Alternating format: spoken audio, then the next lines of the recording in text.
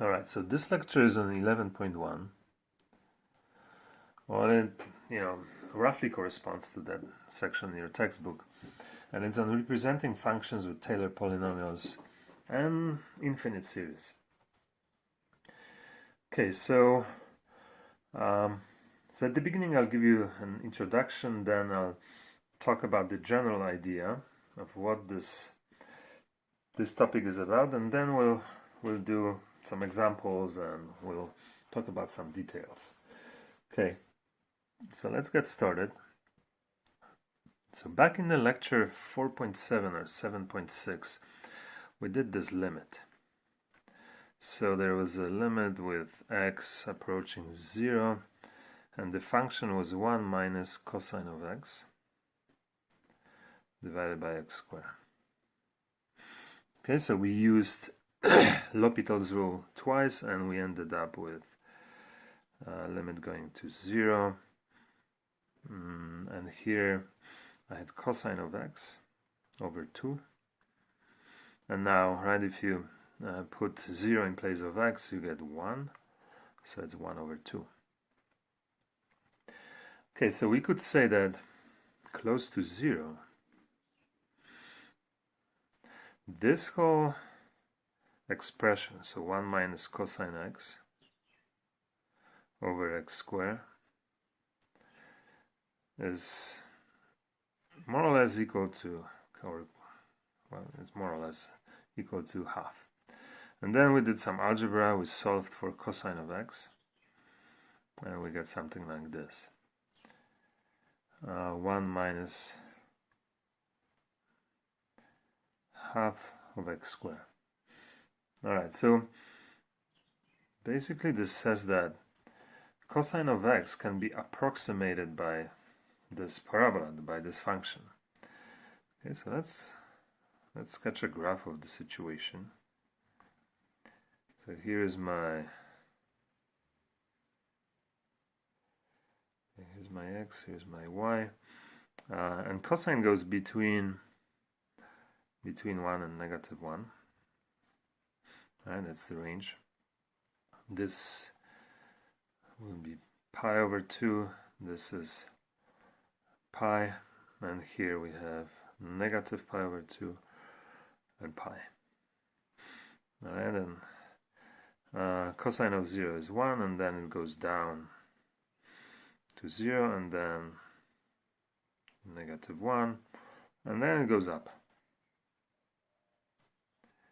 Okay, this side symmetrical, right? It's an even function, so symmetrical with respect to the y-axis, and it keeps going. Alright, so this is my original y equals cosine of x. And now what I did, or what we did, we approximated that the shape, right, and the function itself with this parabola, right? Basically this is a parabola upside down with y-intercept at 1.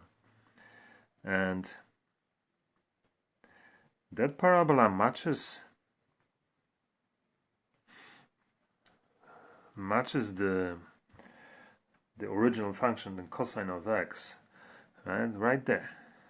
And the farther away you move, you can see, right, the farther away you move from that 0, the less well it matches the original function. Okay, so this is the parabola, 1 minus half of x squared. Okay, so the idea now is that I could make this approximation better. I could make this parabola be closer to the original function and I could do it by adding another term here, right? So let's do it. That another term would be 1 over 24x to the 4th. Okay, so let's write it down. So that cosine of x could be better approximated by 1 minus half x squared plus 1 over 24 x to the 4th. All right, so how is this going to look like? Well, so now I have a polynomial of 4th degree, so I know the shape of it will be like this, something like that. All right, so you see that it matches, it started to match the cosine function a little bit better, right? If we get farther away from that, the good idea would be to take a calculator, graphing calculator, and put all those functions in there and see how it looks. Or I don't know if you're familiar with Desmos or GeoGebra, so you could do it online as well. So now the idea here is, so let me just label that green one. So y equals 1 minus half x squared plus 1 over 24 x to the 4th. Okay, so that's the green one. That's the quartic polynomial. And the idea is of this whole topic is that, right, so we could add another term here, right? So this term would be, I don't know what the coefficient is, maybe we'll figure it out later, but I know that the x, right, needs to be an even function for it to match my cosine, so this would be x to the 6th. And the idea is that we will represent a function, right? We'll start with e to the x with an infinite polynomial, right? Because I could keep adding the terms to this polynomial, and then that polynomial would match my cosine better and better, right? The more terms I add, the better it would match. And eventually we'll represent that function by an infinite series, right? Infinite series of terms, or infinite polynomial. And why would we do that? The idea is that, you know, polynomials are just nice functions. They're easy to take a derivative of. They're just easy to deal with, and sometimes it's easier to find a polynomial than any other type of functions. That's why we do that. Okay, so how do we do this? So let's pose a question. How do we represent a function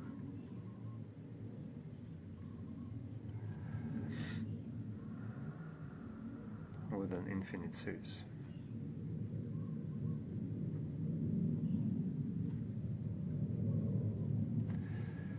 Okay, so when we have a series, right, it has numbers, it has also an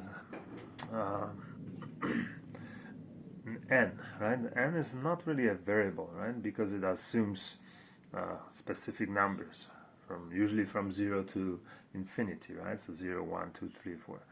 So what we're going to do, we'll insert a variable into our series. So let's just put we use variable instead of a constant.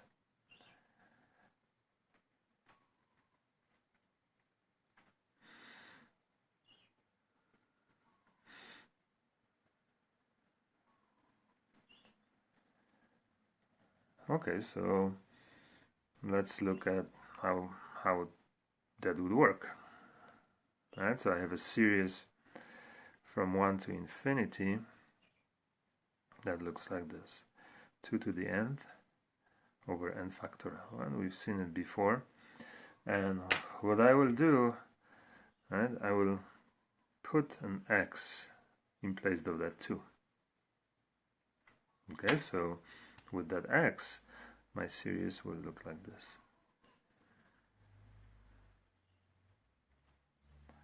Infinity, and then I have x to the nth. over n factorial. Okay, so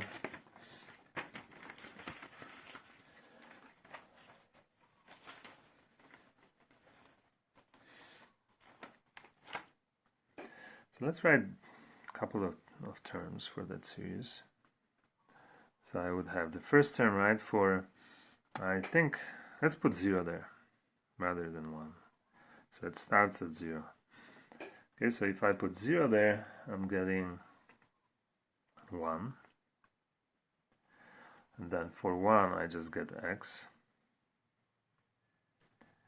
And then for n equals to 2, I get x squared over 2 factorial.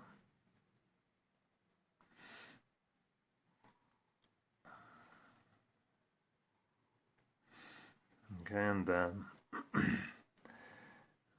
for n equal to 3, I will have x cubed over 3 factorial. And then, right, it keeps going. So now the idea is we would like to find all x's for which this series will converge, right? And then we'll see what it converges to. So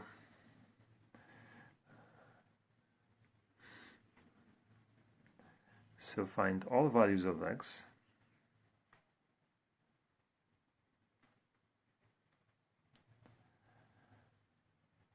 so that the series converges.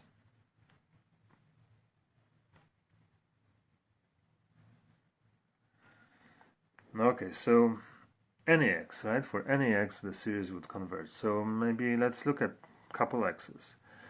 Alright, so if I have x equal to 0, if my x is equal to 0, then I just end up with 1, right? Because all the other terms will simply disappear. So for that, series would definitely converge.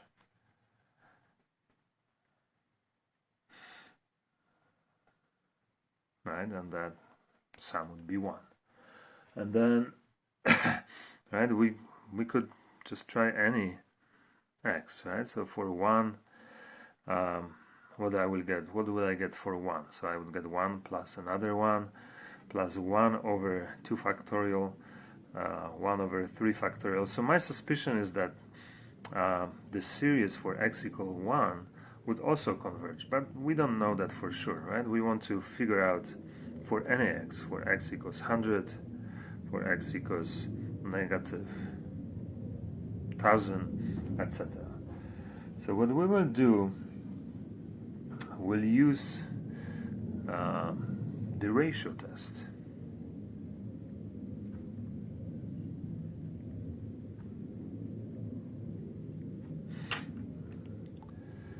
Okay, so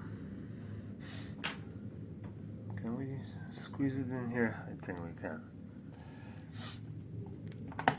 Okay, so how did it go? So I'm taking a limit with the ratio of a ratio. And that ratio was the next term over the previous term. So an plus 1 over a sub n, and the absolute value of that. So now we do need that absolute value because, right, we're trying to figure it out for all x's for any x. Okay, so let's plug everything in. So that will be limit with n approaching infinity, and yeah, so my nth term, and it would be x to the n over n factorial. And the next one, right, n plus 1, I simply replace n with n plus 1. So here I have x to the n plus 1 over n plus 1 factorial.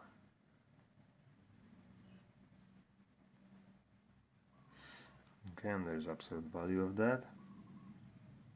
Okay, so we do our algebra. So I have that limit with n going to infinity, And what do we have? We have the top. So that's x to n plus 1 over n plus 1 factorial times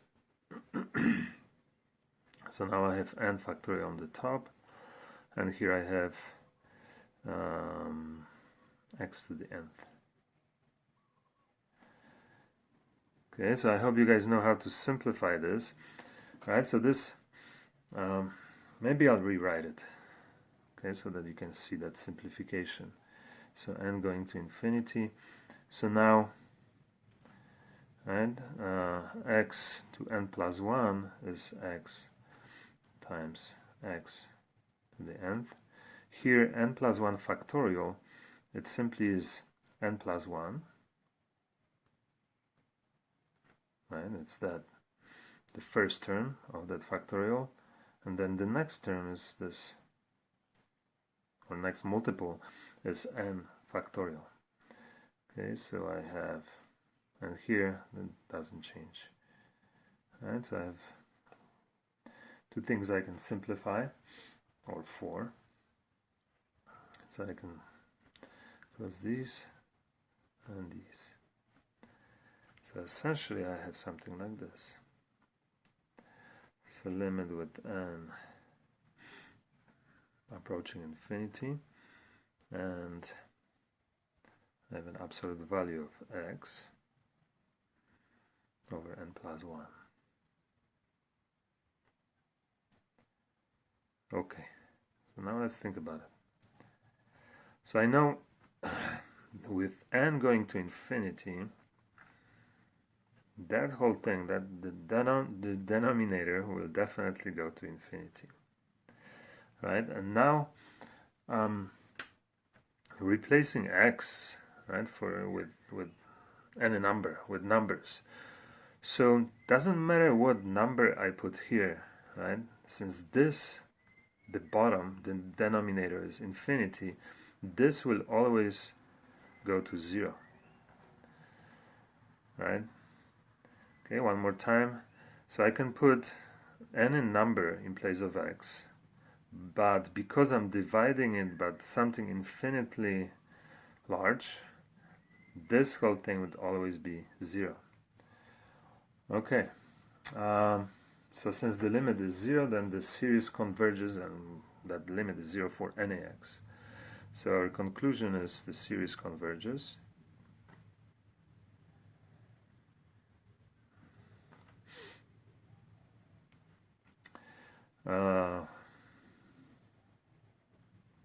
For all x's. And now the question is, converges to what?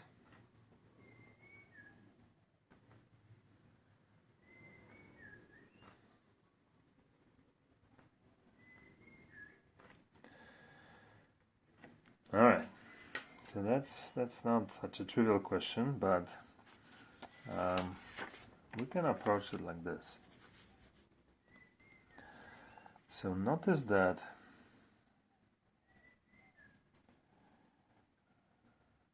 if we take a derivative, so let's just write differentiate. Okay, so I differentiate that series. So it was n0 to infinity, and then here we have x to the nth over n factorial. Maybe let me just write the first couple terms of the original series, not without differentiating it. Okay, so plus x squared over 2 factorial plus x cubed 3 factorial plus x to the 4th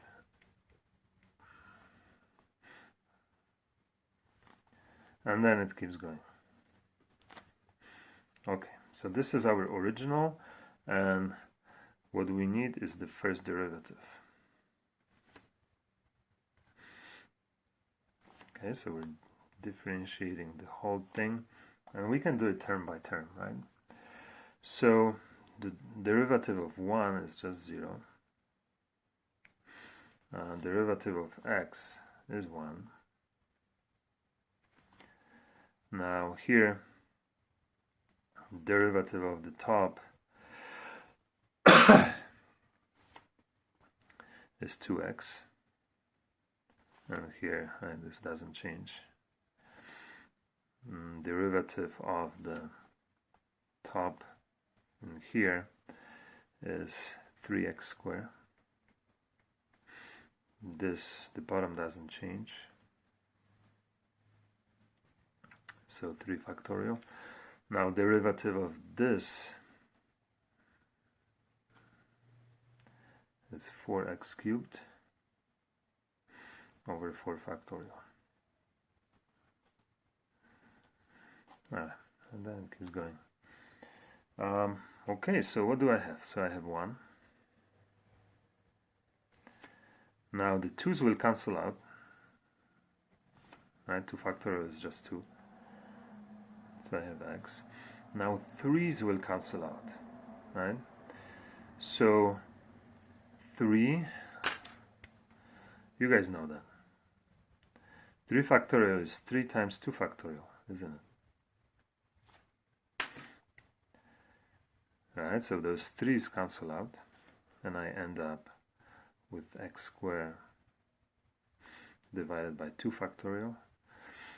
Okay, so by the same idea, so I'll end up with x cubed over 3 factorial.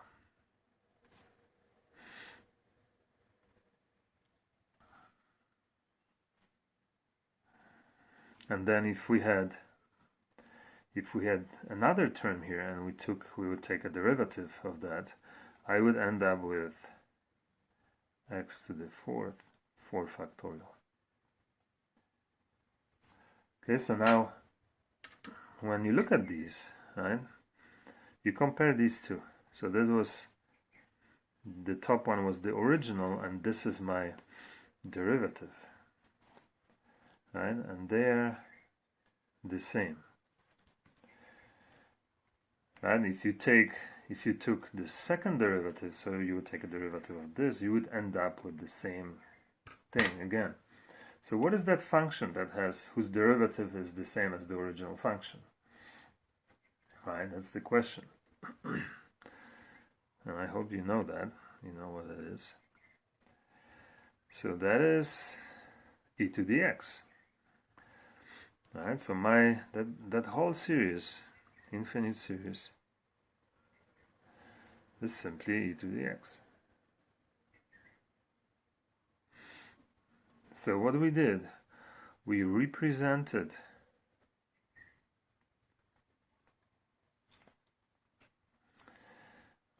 f of x, or y equals e to the x, by an infinite series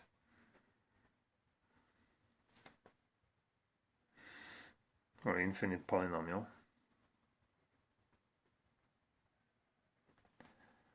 It looks like this, right? So that's from n equals 0 to infinity, and we had x to the nth over n factorial.